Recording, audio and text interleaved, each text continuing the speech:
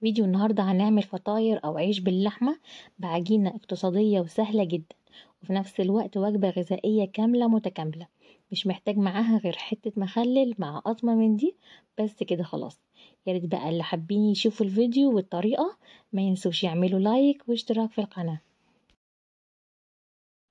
يلا مع بعض نسمي الله ونشوف مقاديرنا ايه.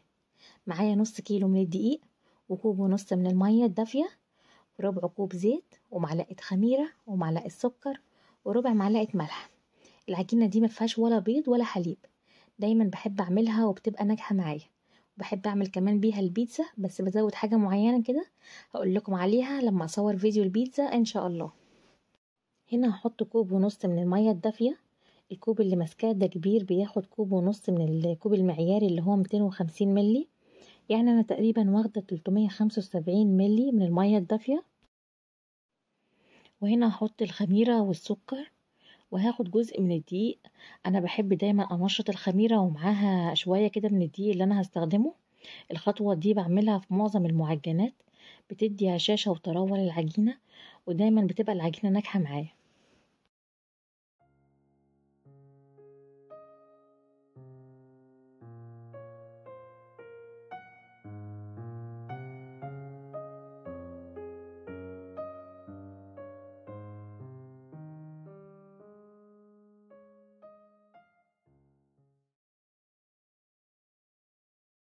هنا قلبت الخليط وهغطيه واسيبه من تلت لنص ساعة. هاخد ربع معلقة الملح وهضيفها للدقيق. وده شكل الخميرة كده، خميرة هيا خلاص. هضيف ليها الزيت واقلبه كويس قبل ما اضيف الدقيق. وهنا هضيف الدقيق وابدأ اعجن. انا في مكون نسيته يا جماعة، اللي هو الخل. انا بحب الخل احطه في كل المعجنات وكمان الكيك، بيدي طراوة كده للعجينة وبيفتح اللون، بس انا نسيته المرة دي. هنا هبدأ اعجن. لو ملاحظين ان العجينة بتلزق، اوعي تزودوا دقيق، افضلوا عجنوا فيها كده زي ما انا بعجن. التلزيق ده بيروح من كتر العجن، عشان لو حطيتوا دقيق ممكن العجينة تتماسك ومش هتبقى طرية.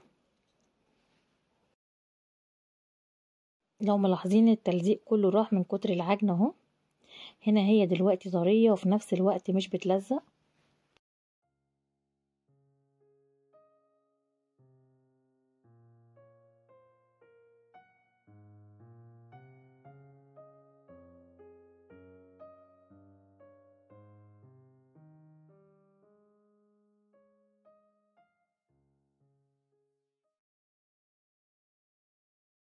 هجيب طبق عميق وادهنه زيت واحط العجينة فيه، وادهن وش العجينة كمان زيت، عشان لما اغطيها بالكيس البلاستيك ما تلزقش فيه. هسيب العجينة ترتاح من تلت لنص ساعة.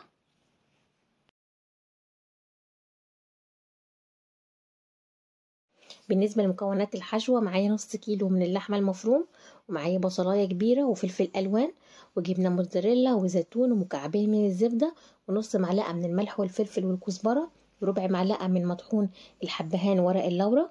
بالنسبة للحشو تقدروا تحشوا بأي حاجة، ممكن فراخ أو خضار، أو كمان ميكس جبن كده مع الخضار بتبقى حلوة برضو.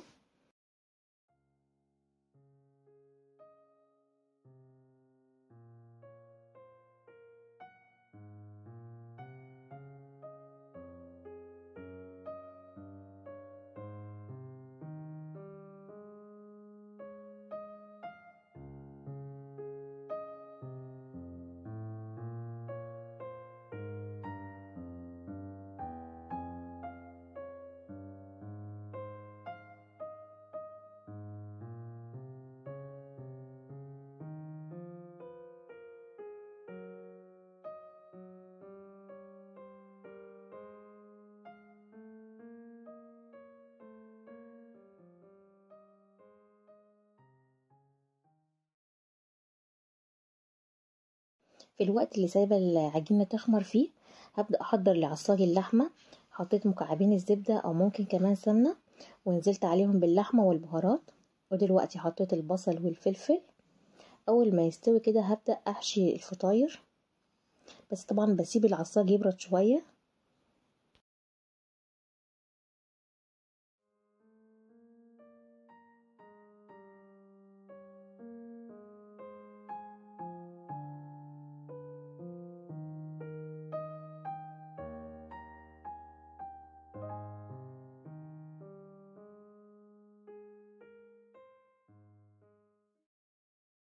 عدى على العجينة تقريبا نص ساعة، ودلوقتي اهي شكلها بعد ما خمرت. تقدري تعملي كمان تقسمي العجينة نصين وتجيبي صينية مثلا وتحطي نص وبعدين تحطي الحشو وبعدين تحطي النص التاني من فوق. تقدري تشكلي اي شكل، يعني مش شرط الاشكال اللي انا عاملاها دي.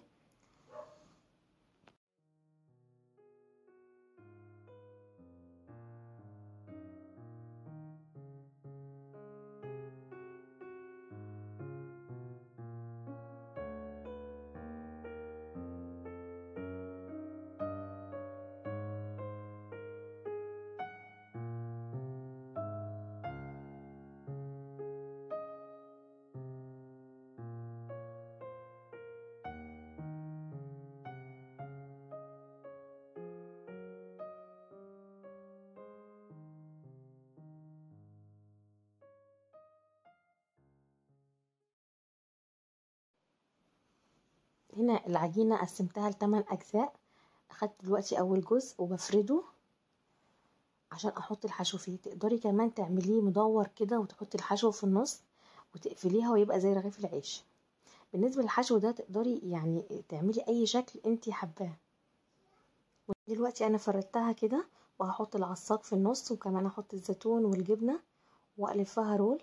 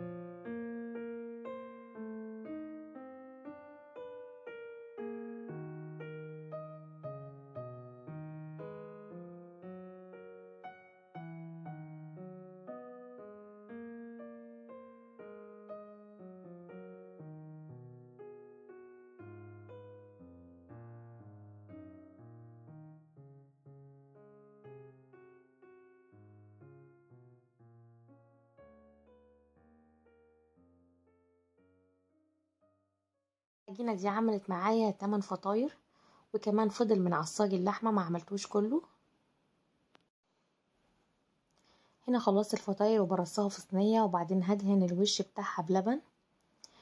اللبن بيخليه لونها حلو وذهبي.